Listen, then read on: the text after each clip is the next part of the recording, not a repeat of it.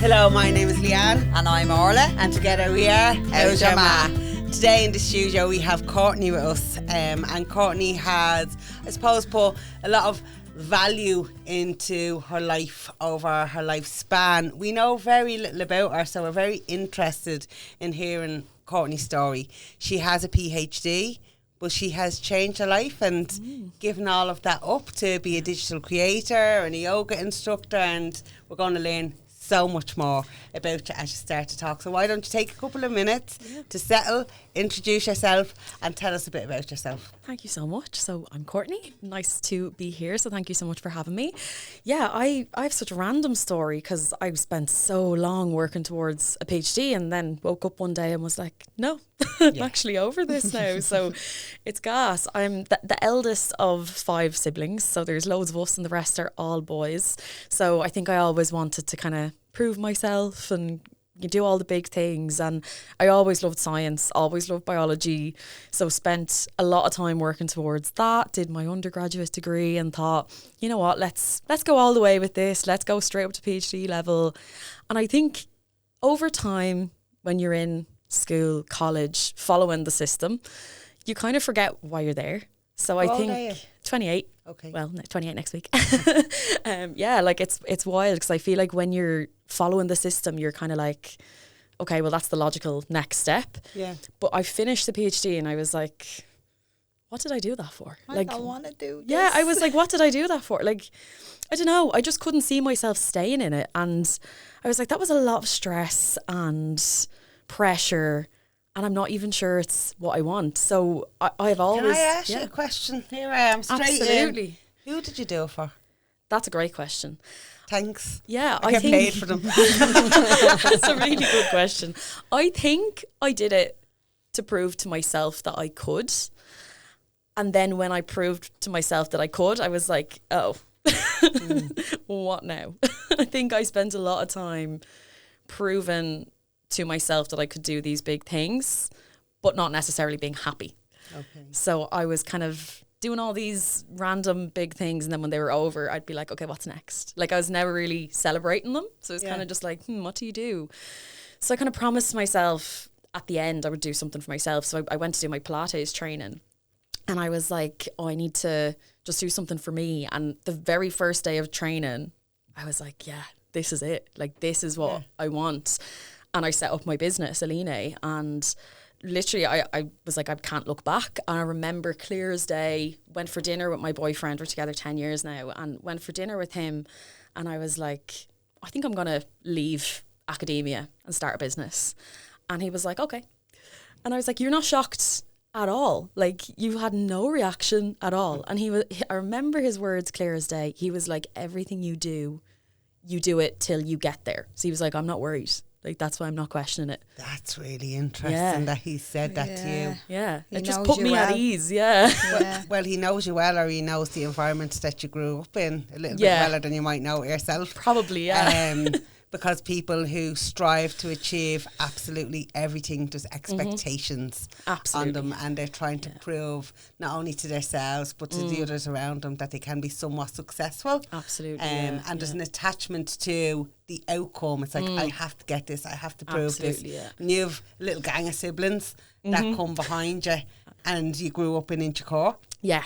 So, you know, it's a mixed area when it comes to class and poverty and all of that. Absolutely, so I'm really interested in that perspective, and the fact that your boyfriend was able to put that back to you and say, you know, he's quite intuitive to be able to do that. Yeah, absolutely. Sometimes we don't hear it in the way that it's meant. It's like, oh yeah, no, I do. But actually there's a tale in the telling you, handing you back your information, isn't there? Absolutely. And I think like as you say, being from Inchicore, I think I kind of always wanted to prove that no matter where you came from, you could make it work as well. Like, that was always something that was on my mind. And I remember even getting the offer for the PhD. I was walking down the back of the estate. There's like this really dodgy looking area, and I was like, because I know Inchicore. Jamestown. Oh yeah, no, I know it well. I went down a back round by the flats, and I was like, I'm going to take a little picture of this. It was like the abandoned factory, and I was taking a little picture, and I was like, I can't believe I'm from here and I'm getting into a PhD program. It was just wild,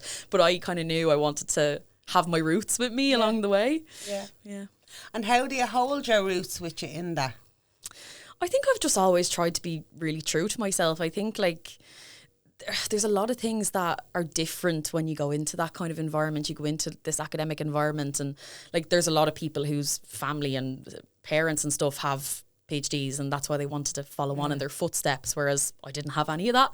So I think I had to keep reminding myself that sort of thing. So I'd be kind of saying like, you know, this is such a big privilege, it's such a big opportunity, and trying to hold that with me. But I think when you've lots of siblings, they definitely help to keep you grounded as well.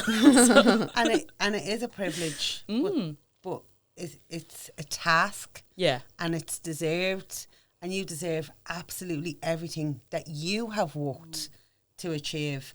And like I say the same, like I'm very privileged to have been to university 5 times, extremely privileged, because I'm from a similar area, and when I reflect back on the area, I go, yes, great, look, I done it. How do I take the people behind me so that they can do it too? And Absolutely. like your words do that, and your temperaments do it, and the conversations that you have with the lecturers about people like us, they all do it. And I think people who carry that with them in their worth and their value when they're in academia are very special people. Thank you very much. You're very welcome. It's not easy. It's not easy. So it's more than a privilege. It nearly becomes a vocation to you.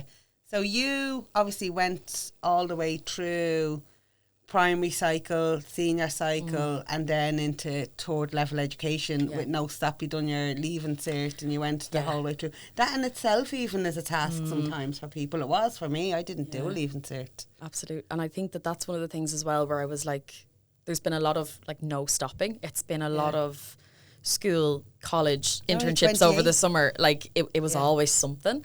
And then I was kind of like, I don't think I've paused to check in with myself at all and figure out what I actually want. So I think that was a lot of it as well. It was kind of like following the system and then it ends and you're like, oh, what's now? Like there's no laws as to what's next. So. Yeah.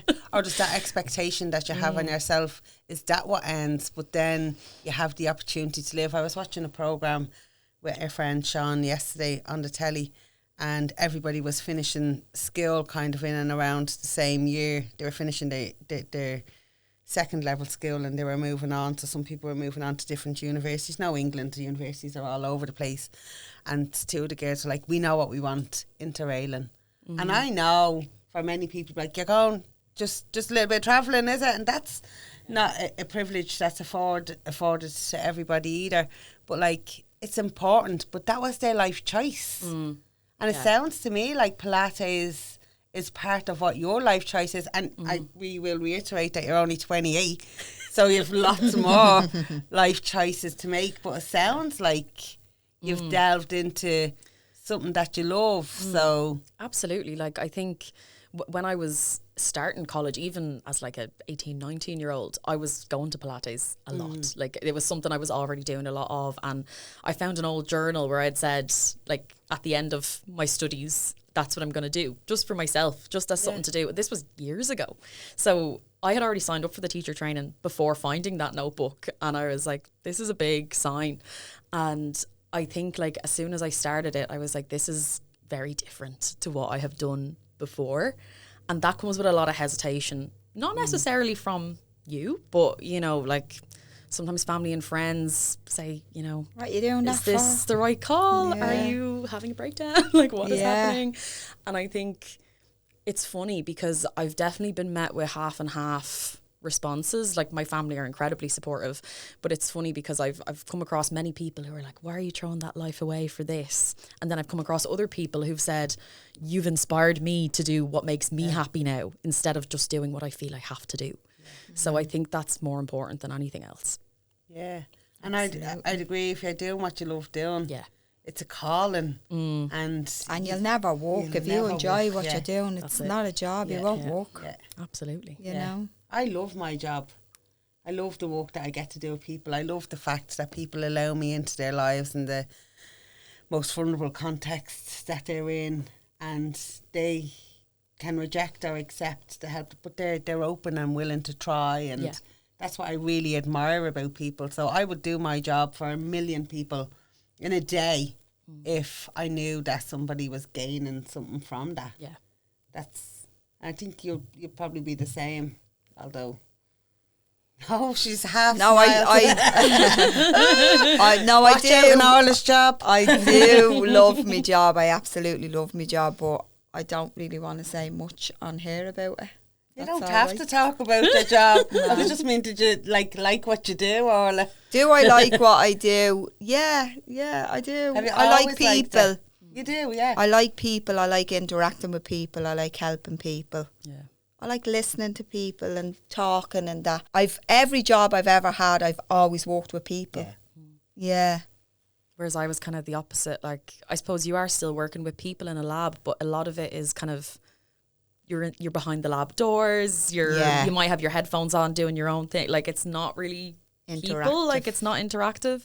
And I think going into something like Pilates, it was like immediate interaction, and you meet the most interesting people and the nicest people, and they're nearly all people who are looking to, you know, recover from an injury or build up strength, and everyone has a completely different story, and it fascinates me, and I find it so enjoyable just being able to deal with that. It's great. And people come to you. Yeah. And when you're in a position of what's perceived to be power, like, oh, she knows what she's doing, she's the leader, she's leading the room. People come to you and they sidle up to you and they want to make friends with you and they want you to understand their bodies, and that's a big job in itself. When you compare that to science, that's the job, isn't it? Understanding people is the job. Oh, absolutely. Because you could have someone coming into you who says, you know, I have this random injury and every time I do a move this way, I can't feel anything. I need to do it in a different way. And you're kind of adjusting and making adjustments with every different person depending on what their needs are and their goals are. But I love it. It just excites me. It's so much more fascinating to me. And I think having the background of biology and the body just makes me more interested in it, because I want to know, okay, what's going on? How can we adjust for this? And it's great. Tell us more about your family. Tell us about your mum and your dad and your siblings, what everybody does, and what you can say. Yeah. So my mum and dad are like the most fun parents ever. First of all, it's very funny because it's kind of an ongoing joke that I'm the parent in the house, because the two of them are just like everyone's best mates. The fact that you have a PhD would have told me that, just so you know. They're literally like the most chill people ever. Like, they've never been strict on any of us, which they think is really funny, because two of us are like quite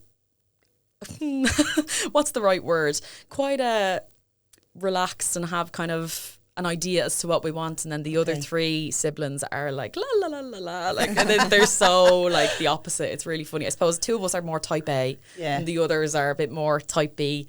But it's very funny because like mum and dad have always been so chill. My dad's a carpenter, and my brothers are all into completely different things as well. So it's mad. Like, I would be definitely closest with the oldest boy, Cameron. We'd be very similar. He also did kind of like science engineering in college and stuff. We'd be very similar.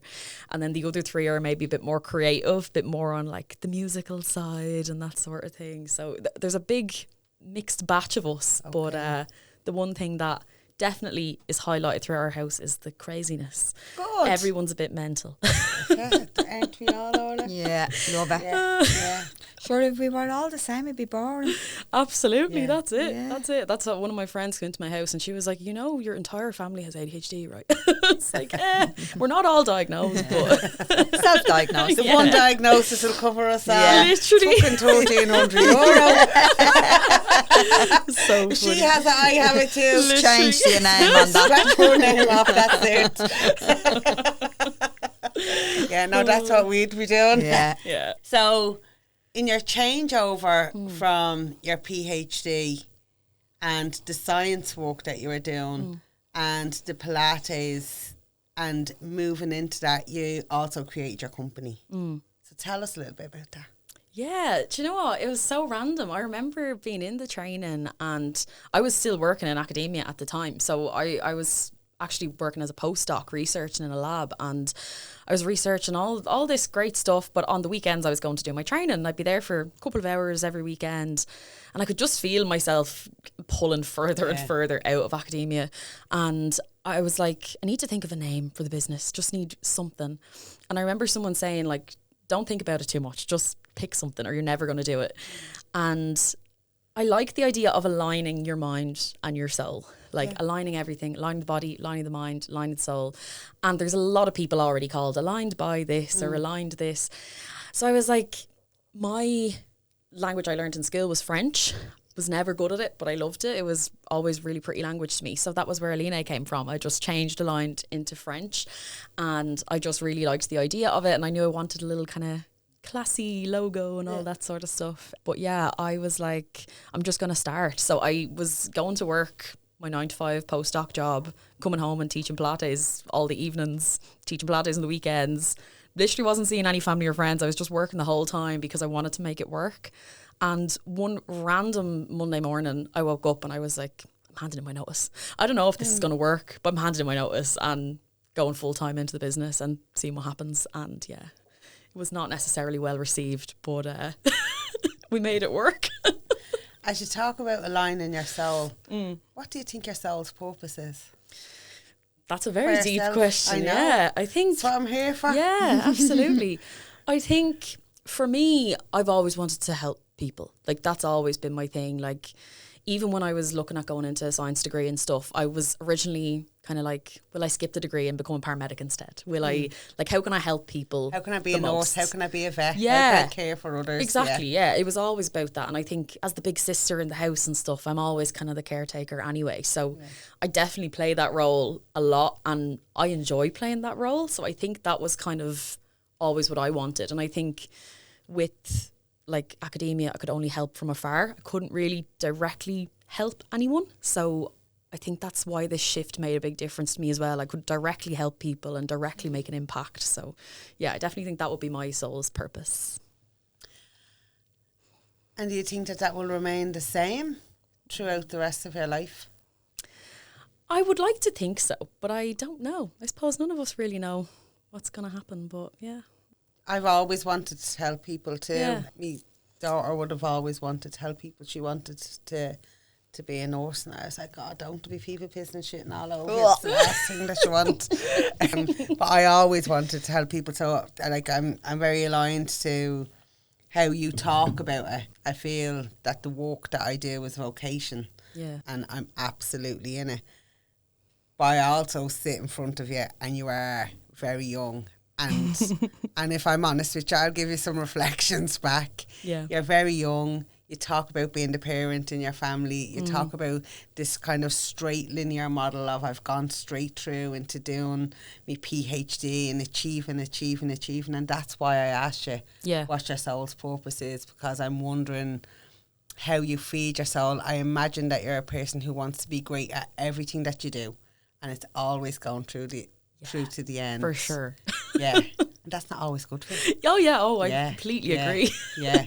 I think I learned that the hard way quite early on. I think, you know, despite only being kind of heading for 28, like, there's definitely been a good few times where I've had that realisation of I'm giving a lot and I'm maybe not doing much for myself. How do you feed your soul? Yeah, and that's the thing. So, like, I think in the business, it's given me a lot more time and freedom, I suppose, to be able to give more to myself. Like, in academia, there was no way I was looking after myself with that. There was no way. And that was very obvious to me, to my friends, to my family. Like, I couldn't support myself because the hours, like, even if you were meant to be finished at 5, if an experiment wasn't done, you had to stay until it was done. Like, that's just how it always worked. And people would say, oh, what do you mean you're going to miss that event? Like, I can't leave until it's done. Like, you can't. Because it could be weeks' work thrown in the bin. Like, so I think it was very impossible to have a good balance there. Whereas now I'm kind of in the wellness world. I teach in like a wellness centre. So I teach mostly in the wellness centre in Clondalkin, and that's a complete wellness centre. So you've got the recovery rooms, you've got meditations, you've got all these really nice things. So that's really helped me, because now I might teach a class and then go to a meditation or, you know, do these nice things. So that's definitely helped to feed my soul, and I've been able to kind of set my own hours and my own plans without kind of having to do things at a particular time in a particular way. So I think that helps, because I definitely realised quite early on that I was giving an awful lot.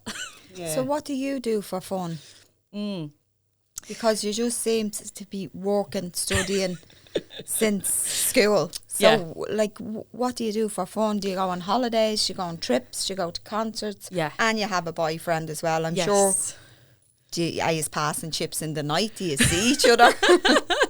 Great questions. We're big for travel, love to travel. So we're always traveling, and we always go to concerts, festivals, both big into music. So that's kind of that's how we met basically, and how we've kind of continued. Don't skip over that. Tell us how you met.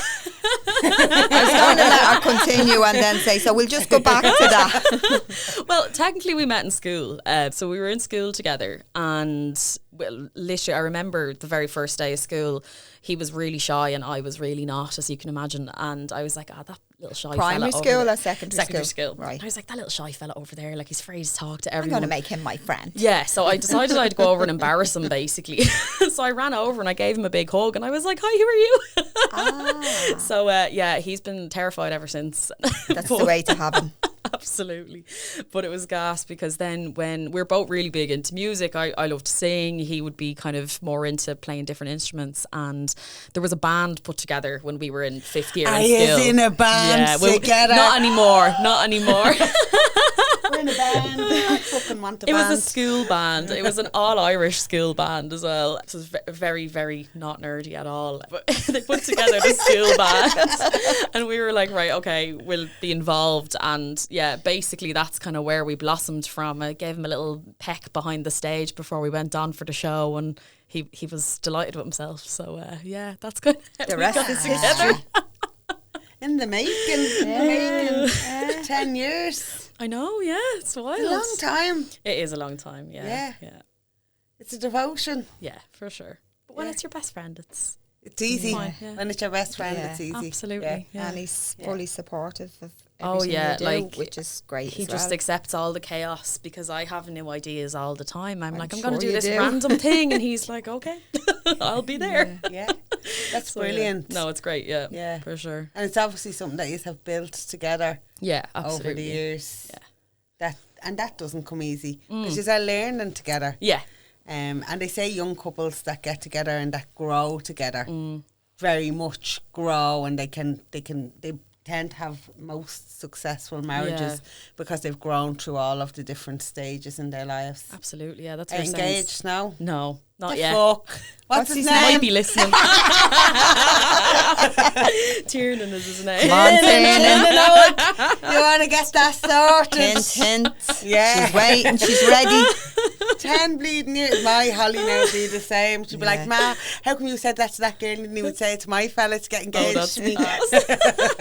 Guido knows the sus. He does know. The pressure is on him as well.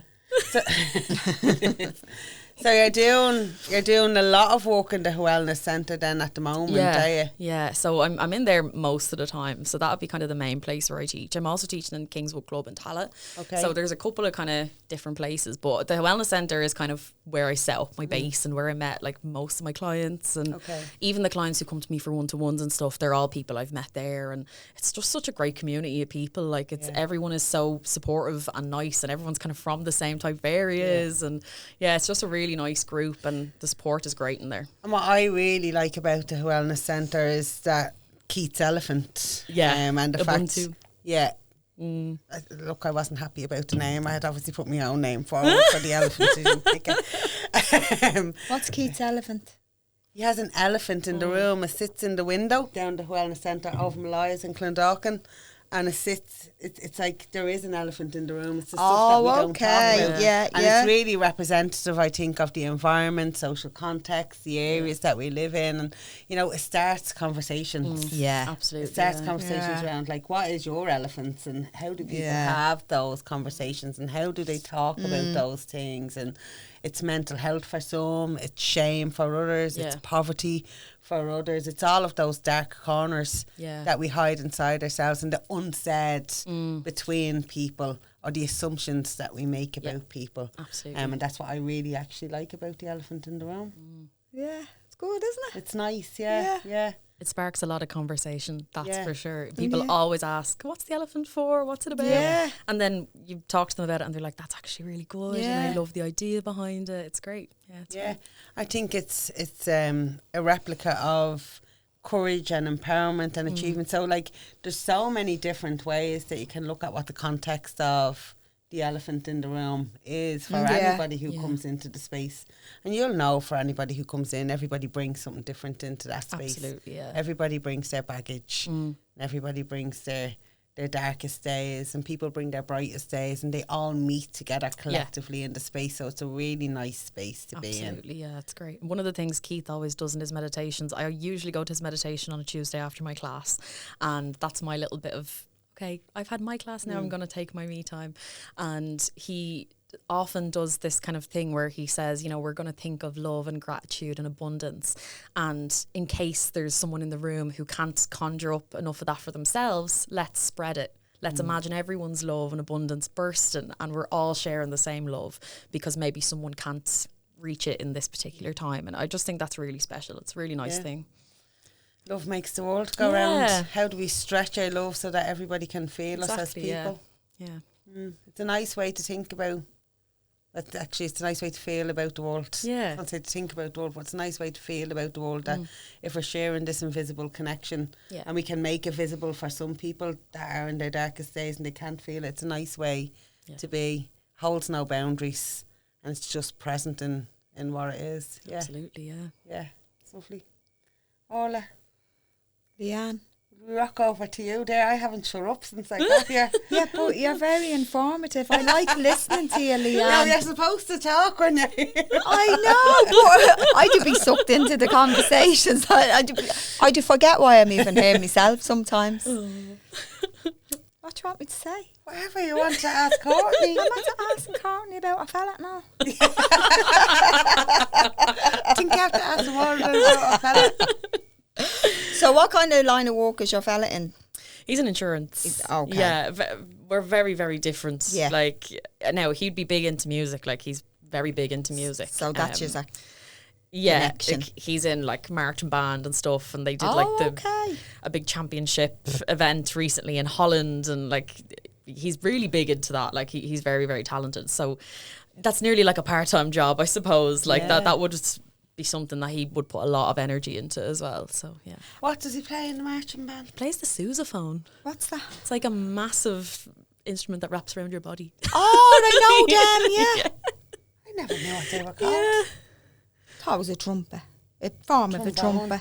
It's just like this massive. Yeah, it has the big. Yeah, wraps around. It has the big spout. Yeah. Like the trumpet. Yeah. He plays the trombone in it as well. He plays strong, a I few think. I things. was going to say, is he a big bloke? Mad into the gym. Mad into the gym. I know Loves you it. wouldn't think it from us, but we are too. I'm not. Come here and tell you, I was going to ask you something there, and I'm at it losing my trail of thought. Wouldn't be like me. So you're doing your wellness now, and like, are you happy doing that, or can you see yourself? And like, you're only 28. I know we keep saying that. So you're like, you've loads of. You've achieved a lot, and you've more to go. So do you think that's it? Wellness now for you, Pilates. That's it, or are you looking? I'll see by your eyes. You're like, no, I want more. I always want more. Yeah. I'm never satisfied. That's unfortunately. So what's next? Like. So not what have you very got your long eye on? not very long into starting Aligné and starting the Pilates classes. I kind of thought, okay, a lot of people are asking me how I track things, how I keep organised, how I deal with everything. And like, people were always kind of reaching out, being like, oh, like, how do you make your spreadsheets, and how do you do this, how do you keep on top of it all?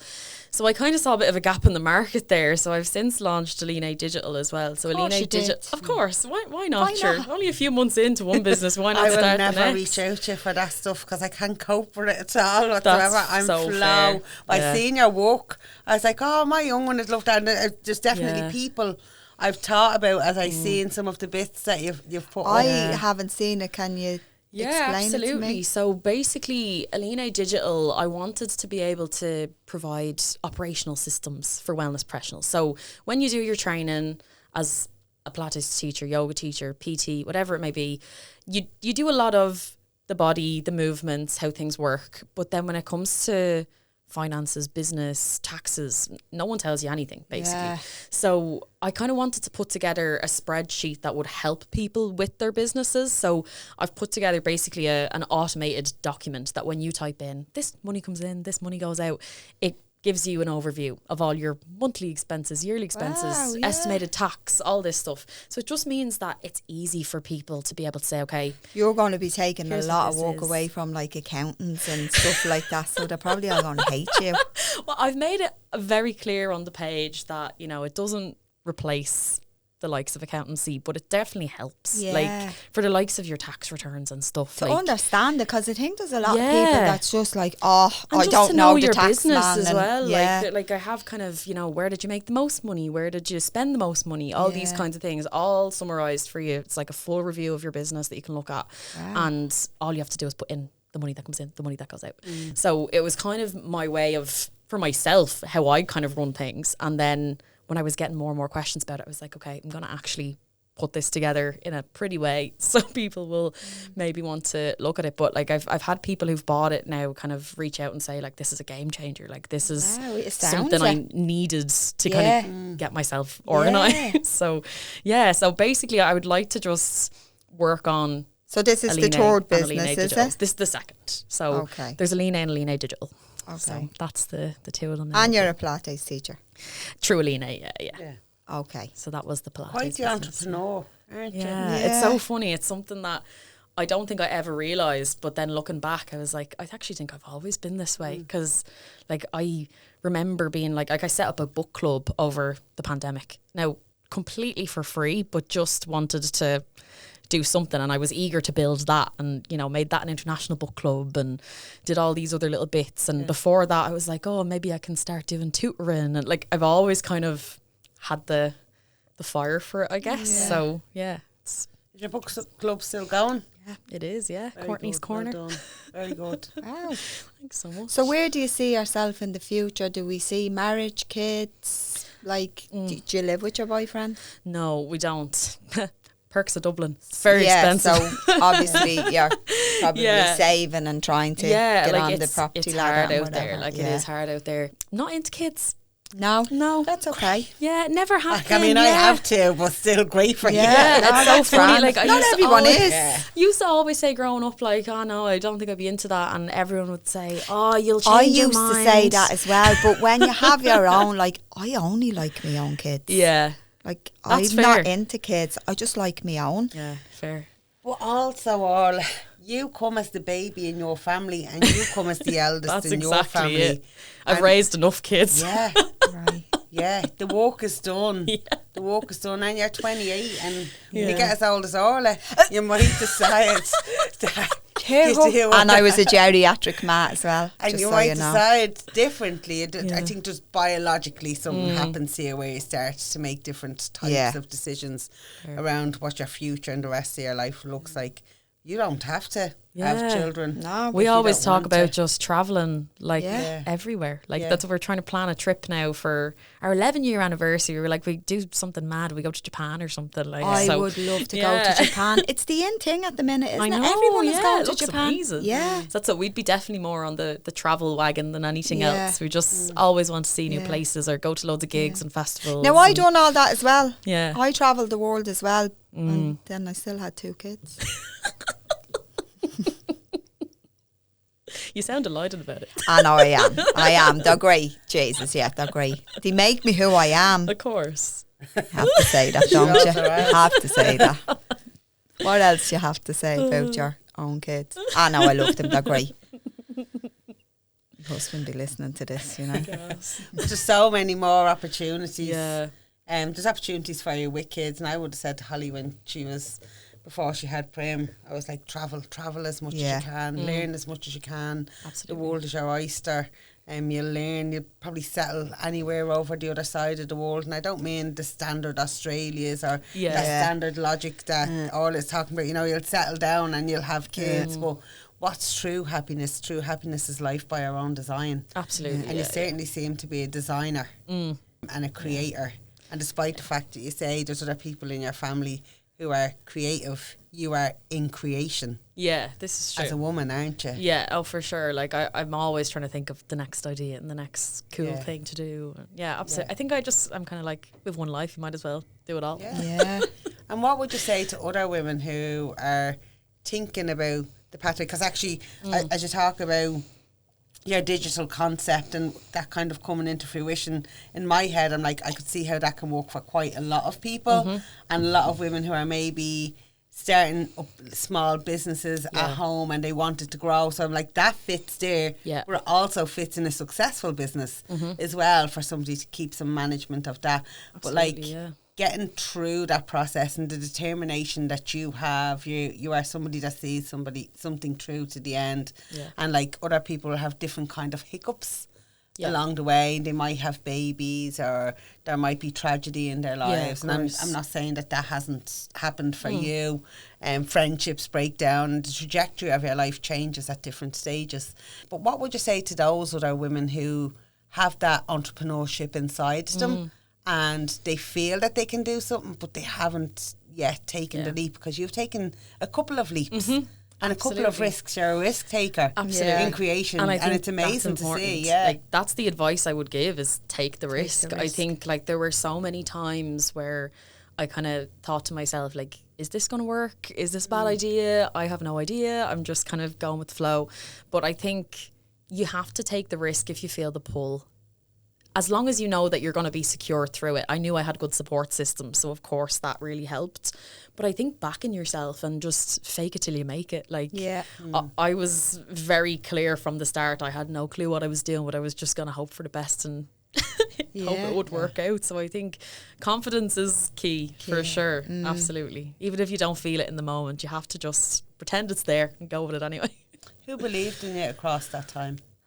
That's a great one. I think my mum and dad have always been huge supporters, and of course my partner, like, he's incredible as well. How have they been huge supporters? And I asked this to dig down specifically as to what did they do that other people could learn from them Absolutely, to support their children? I think they just have always, with all of us, let us do what we needed to do. So like, for example, some of my brothers were like, I can't do the school system, it's too much. And they were like, okay, what else do you want to do? As long as you're doing something, we're happy. Like, we'll support you in whatever you want to do. So as long as there was something you wanted to do, they were like, yep, grand, we'll help that, we'll make it work. Like, when I said I was going to set up the business, my dad immediately started, organising my little home studio, and he's a carpenter, so he was able to build things and put things together, and we had him as a painter and everything, doing bits. Like, we literally set up the whole place, and Mum would always be saying, like, oh, like, get some business cards, give me some business cards, I'll give them out around work, I'll give them everywhere. Like, it was one of those things that, like, they were both immediately like, okay, this is what we do now. We're all part of this business now. Success belongs to everybody. Yeah, absolutely. And the journey belongs to everybody. Yeah. And like, there was never once a question of like, are you sure? They were just like, okay, that's what you want, that's what's going to make you happy, that's what we'll do. So I was very lucky in that regard. Like, I've a ton of friends who want to take the leap who haven't had that exact reaction. So like, I think it was really important to have parents who, I live with, who are around my circle, who were able to be like, right, okay, that's the plan, this is what we're going to do, let's figure it out.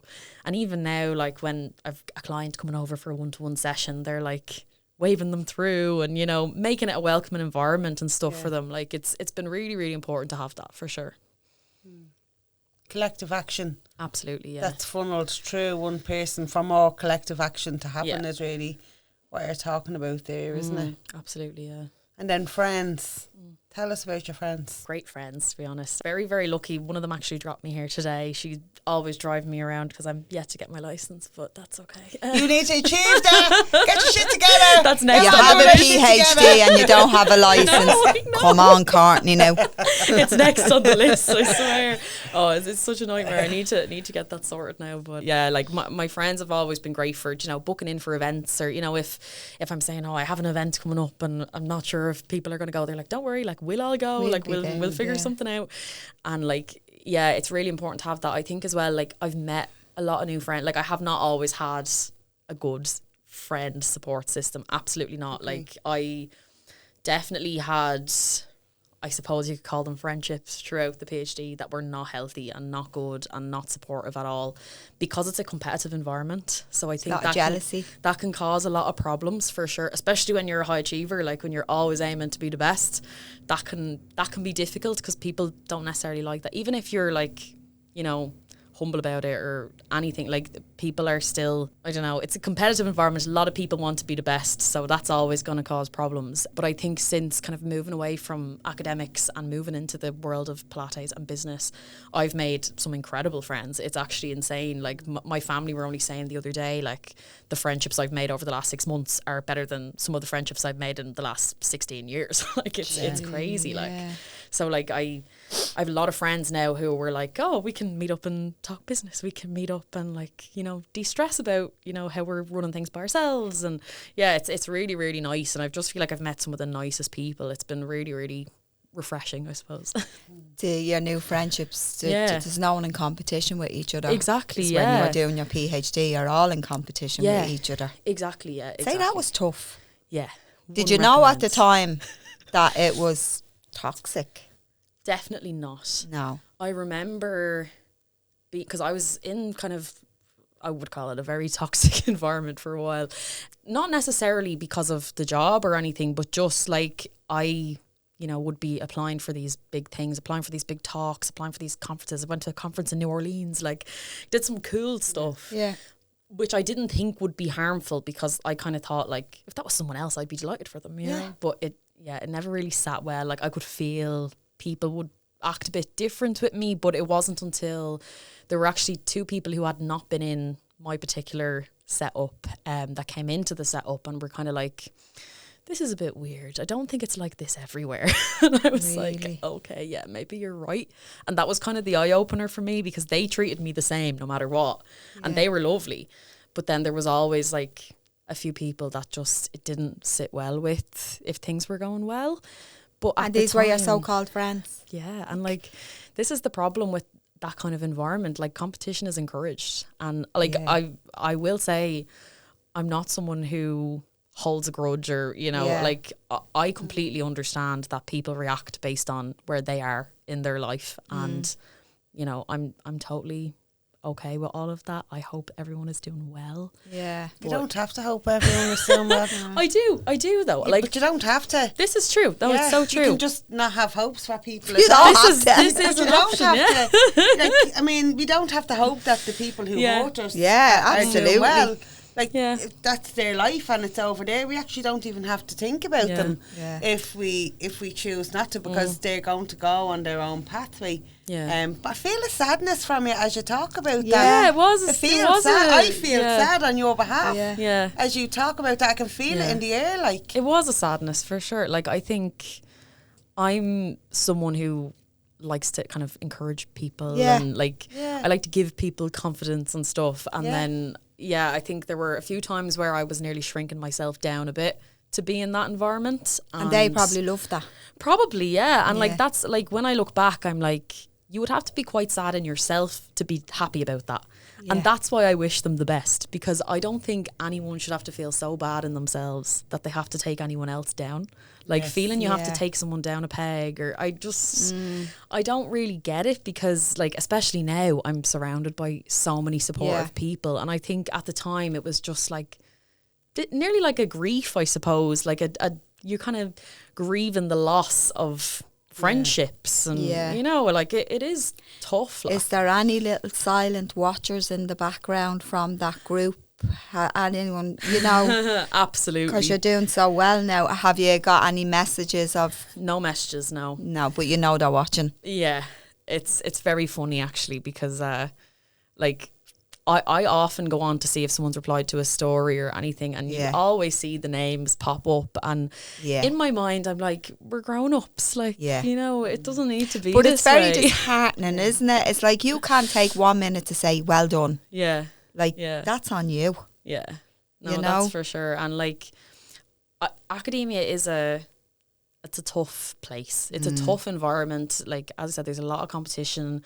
There's a lot of pressure. Like, the pressure is immense. Well, in the context that you got there, you've beaten off a lot of pressure. Absolutely, to get there. You've absolutely survived school when a lot of girls in your age range and from the environment that you come from wouldn't have. Like, so you've been constantly surviving within the context that you are. And then it's hard when you're thinking, this is great and I can go on this path, and it feels like it's logical and reasonable to be able to achieve, but then emotionally it deprives you of what you thought you were going to get. And that was for me in college at times. That was the bit that made it hard. Was that we need to champion each other, and I hadn't got champions, but I see so many people. I've interviewed so many people over the years. I've done therapy with so many people, you know, and they have real champions in their life, and then the champion decides that for whatever reason they can't champion them anymore.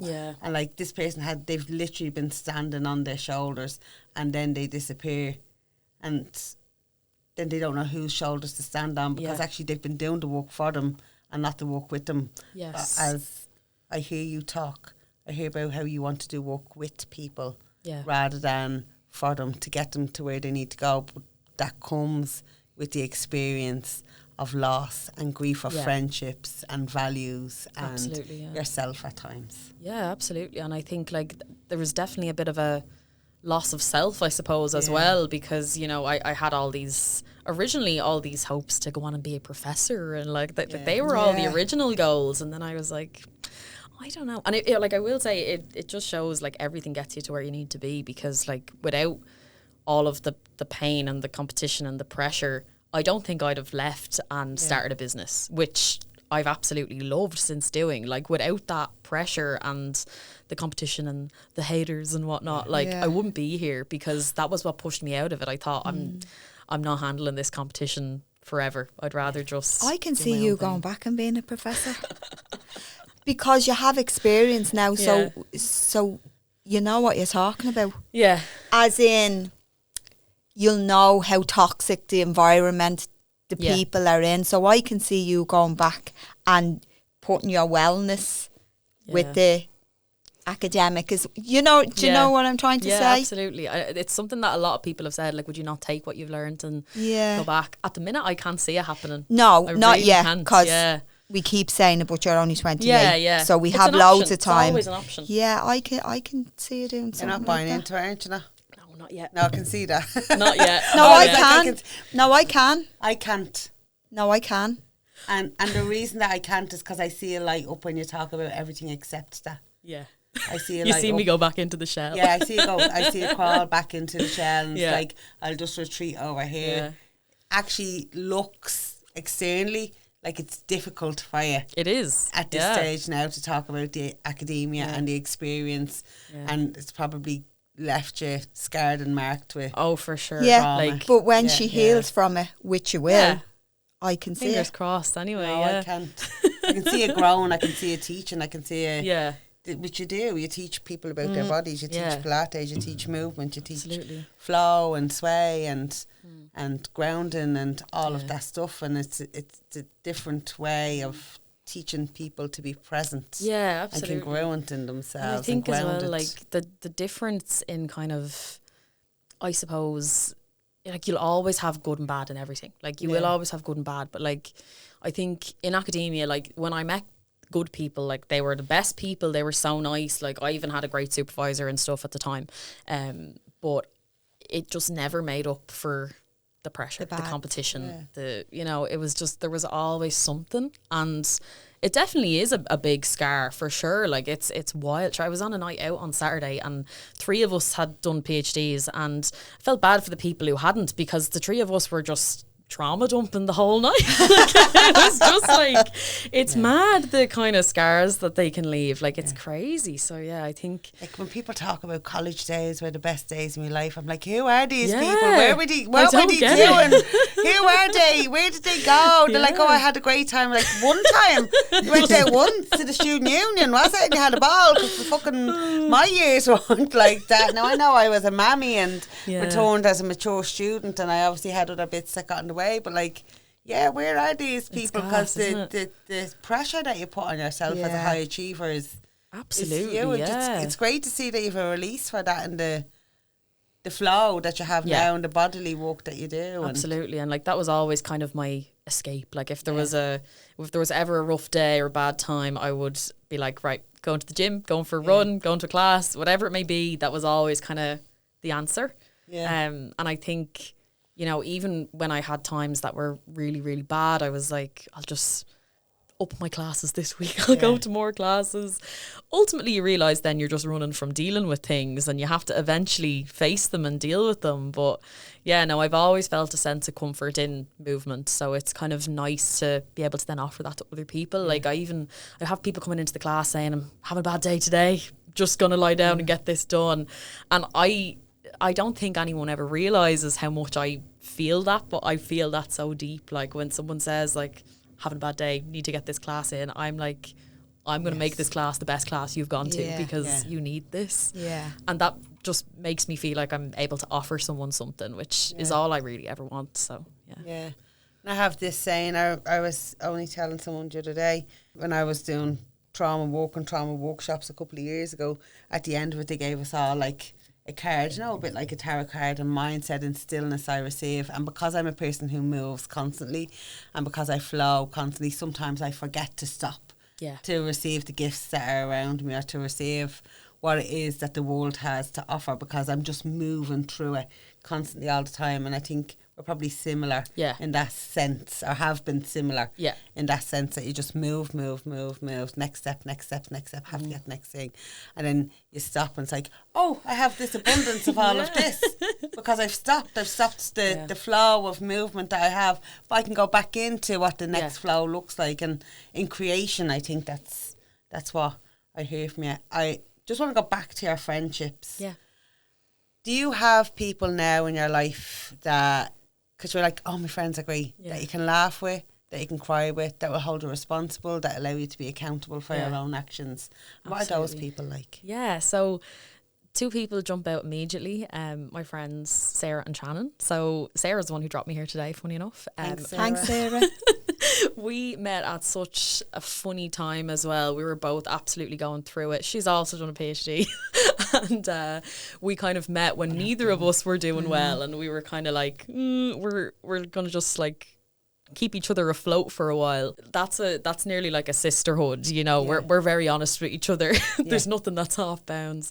So it's really special to have that connection. And it was the same with Shannon. Like, you know, she's from Ballymun, and we kind of always I'm from Ballymun. I love that. You probably know her. We'll talk after. Round ass and about her. Who's your one? And it's gas, because we were always the same. Like she's also like big high achiever, always wants best of the best. She's just got accepted for her PhD as well, and like that's what, like, we always kind of bonded over the fact that we came from such like normal families, I suppose, and like it wouldn't be expected of us to go on and do those things. So it's always been really good to have her there as well. And so they're definitely two of the big ones that stand out, and it's so good to have that level of happiness and laughter and support with people, because I don't know how you'd survive it otherwise. I think you need that. What do you think they'd say about you? I think they'd say I'm mad, to be honest with you. If you knew half the shit I done, you wouldn't even think you were mad yourself. That's true. They would say I'm always on. That's what they would say. Like, they're like, oh, I could do it like a breath now, and I'm like, but what's next? Like, we have to have something else. Like, they would definitely say I'm always on. They also would probably say that I'm a big carer, even though sometimes maybe I try not to show it. But they would be very aware that I'm a big marshmallow beneath the hard exterior. Care Bear. Yeah. The yellow one with the sunshine Care Bear, actually. There you go. How do you remember that? What do you mean? Care Bears were years ago. I love the Care Bears. I love them as well. Yeah. I wouldn't be old enough to remember. That's she's it. 28. We'll just say again. I'm 27. In a little bit. I think another important one as well is my little business friends. My little business friends make such a big difference. Like Karen, Trassa, Katie, they're like literally the nicest Pilates instructors ever. We all get along so well. We've booked so many trips, it's crazy. And my friend Chelsea as well is very much completely different side of business. Like, she's in kind of facials and brows and all that stuff. But the chats we've had about losing past selves and becoming these new selves and kind of letting the past go. It's been so important to have, and it's been healing in itself. Like the friendships that I've made along the way throughout this has been very healing and needed, I would say. They're very supportive. And me and Orla would say to you, there's more selves to come. So like we spoke about earlier with yourself and your boyfriend, when you grow through different stages, friendships grow through different stages, and it's okay to let some people go, as you have done. Absolutely, and you'll gather others as you move through your life. Like, the people are there for people. We need people. We bounce off people. In isolation, we carry way more than we should. You would think, oh, it's grand because I'm on my own, but that's not the way people, human beings, work when they're in contact with each other. We need another human being to share our love with. We need thrive on it. It's what keeps us ready and surviving. Just as we wrap up then, is there first of all, is there anything that you believe that you missed out on that you'd like to say, or is there any words of advice that you would have for other, I'm going to say young women in particular, that might be like thinking, I'm just finishing up school, I'll do a bit of travelling, I'm going to go on to university, because you've done that path, but you've also changed that path. So is there anything that you would say to that age group in particular, and then we'll go on to the L ones? Absolutely. So I would say take the time to actually stop and think about your why. Like, why are you doing this? Like, why do you want to take this path? Is someone else suggesting you take this path, or do you want this path? Because I think a lot of the time, especially for college, like, you're thinking, oh, I like this subject, I'll do that. But you don't think of the long term. You don't think, well, what career do I want? Where do I want to see myself down the line? And that's really hard to do when you're getting ready to start college. Like, you're only 18, 19, trying to decide on a course. But I think stopping and asking yourself, okay, why do I want to do this? Maybe I do just like the subject. If that's your why, that's fine.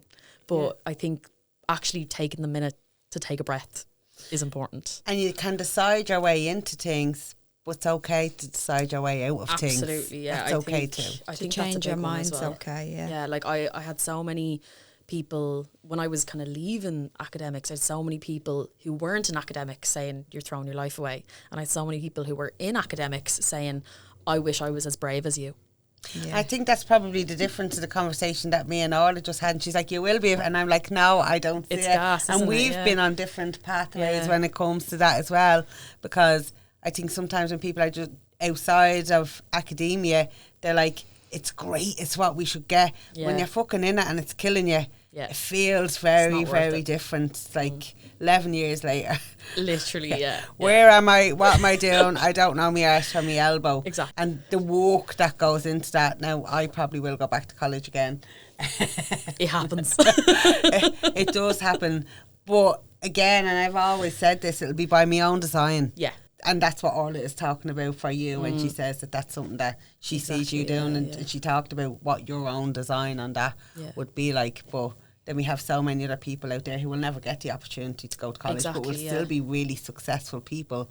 And you're proof of that through your entrepreneurship, aside from your academics, aren't you? Absolutely. I think anyone can start a business. Everyone's just afraid. Everyone is just scared as to what's involved and all of that stuff. And I think sometimes you just need to say, okay, I'm going to sit down with someone for 5 minutes and ask them. Like, if anyone... And sometimes you're afraid of failure. Exactly. As well. Absolutely. Absolutely. And that's why anyone who has ever kind of reached out saying, oh, I'm thinking of starting a business, I'm like, right, let's have a chat. Let's do this. Yeah. I just think that there's so many more entrepreneurs out there than actually go for it. So it would be great to see a few more people out there. Do you are life coaching already? Yeah. Next business idea. Here we go again.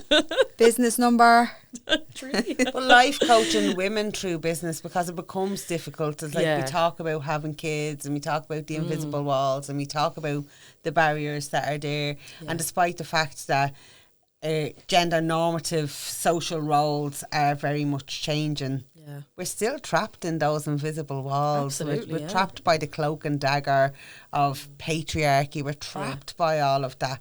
So sure. we need women to support women, and that's 100%. why we are where we are and why we do what we do. Strong women make women strong, and that's just who are you what pulling I will behind live you, by, like, and how do you get them absolutely, there? Yeah, absolutely. And Like, there's room for so everyone. important. Yeah. 100%, There's room yeah. for Yes. everybody. Absolutely agree. Yeah. Yeah, We for don't sure. need to take over. No. Yeah. We're all in it together, and if we can help Absolutely, as many people, then we're just helping the future. Really, Yeah, at the I end think of the day. collaboration over competition. That's kind of what Yeah. I live by. Like I've so many amazing women who I've spoken with since starting the businesses, and anytime I've spoken to any other woman, even if they're in a similar field, what we've ended up doing is planning an event together or finding a way to collaborate. And I think that's so important, and that's definitely something I was missing in my past life. So I think this is a nice way to go now. There's so many collaborations, even in the wellness centre. There's another Pilates instructor, Kelly. She's amazing. When we realised we were both teaching in the same centre, we just said, okay, let's start going for coffee once a month or so and having a catch up. Like it's always collaboration. It's not competition. Love it. And I think that's so important. Iron Sure. sharpens And iron. like that, there's room. Absolutely. There's room for you and there's room for Absolutely. Kelly. Yeah, for sure. It's And there's great. probably room for 10 people to Yeah. come there. And Absolutely. everybody has their Yeah. niche. Yeah. Everybody Yeah. does something different. Exactly, yeah. I'm throwing the rope back for anybody who wants to come after me, and it Yeah. has all the knots that Yeah. it needs in it. Absolutely. Because I would really like to see women be the huge successes that they're born to be. Absolutely. We are the multitaskers. We are the people that give birth to new ideas, Yeah. to new people. We're breeders, like, Yeah. do you know what I mean? Yeah. So it's And nice to see especially that we move. the women in our areas as well. Yeah. You know. I think everyone is so much more capable than they realise. Like it's an ongoing joke I have in class where I say, we're going to do this move today. And they all look at me like I have 10 heads saying, I'm not going to be able to get into that position. And then everyone does it perfectly. Yeah. And I always say to them, you're so much more capable than you Yeah. will ever give yourself credit for. Yeah. And I think that's a really important thing to And it's remember. take those little risks to get there. Absolutely, You might need yeah. to try 10 times, but if you try 10 times, then when you Exactly. do it, you'll be doing Yeah. it 1,000 times. Exactly, so yeah, exactly. It is what it is. You could be 10 fails away from success. You got to just keep going. Love it. So I would say to anybody who wants to follow in Courtney's footsteps, you would be happy to have a conversation with them. Absolutely, yeah, reach out. Absolutely. They can get in touch with us through our How's Your Ma Instagram page, through our TikTok. Anybody who has our phone numbers who wants to get in contact via WhatsApp or whatever, they're more than welcome to do so. Courtney reached out, and here she is telling her very successful story and inspiring other women. And we're very grateful for having you in the studio Thanks today so with us, much. Courtney. Thank Thanks you very so much. much. Thanks, guys. So to finish on that note, my name is Leanne, My name is Orla. and together we are How's Your Ma?